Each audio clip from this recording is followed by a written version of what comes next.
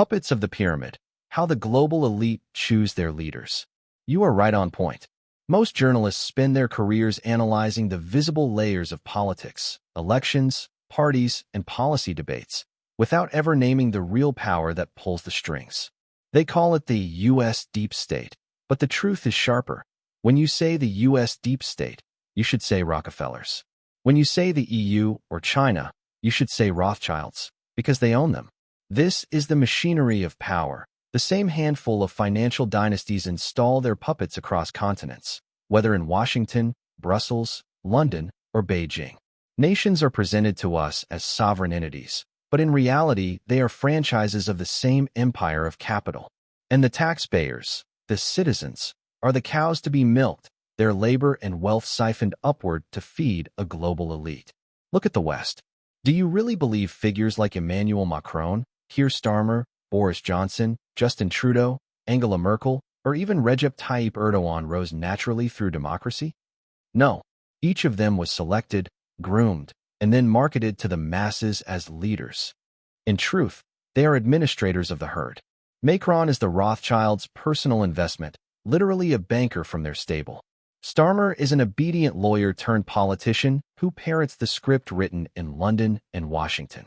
Boris Johnson, with his clownish theatrics, was the perfect distraction to drag Britain into chaos, while Justin Trudeau serves as the polished mascot of Canadian submission to global finance.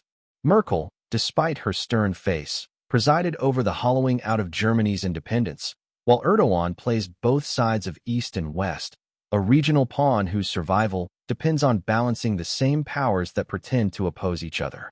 And then there is Trump. To millions, he appears as the outsider, the populist, the enemy of the establishment.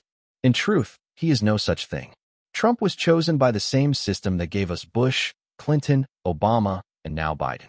He was born with a golden spoon, built his New York empire through mob connections, greased palms in City Hall and Albany, and relied on the very bankers and politicians he later pretended to oppose.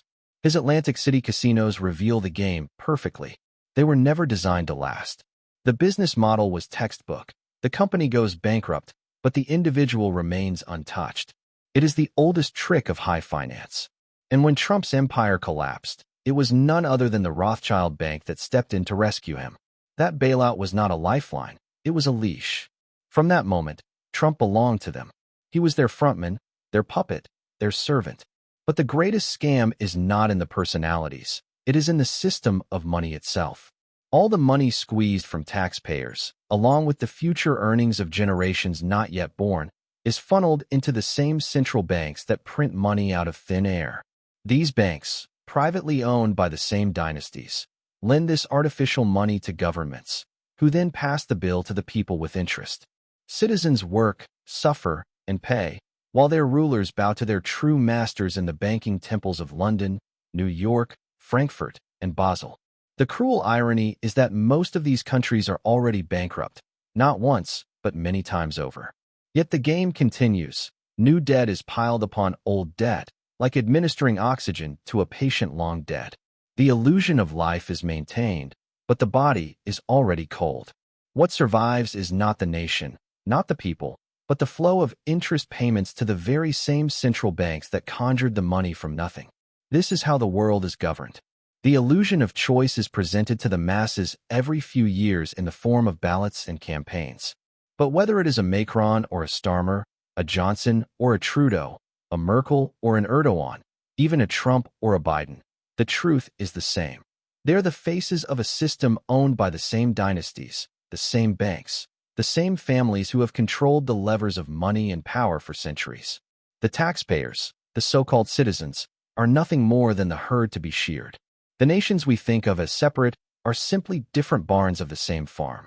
And the shepherds who appear to lead us are themselves chosen, fed, and controlled by the true owners of the land.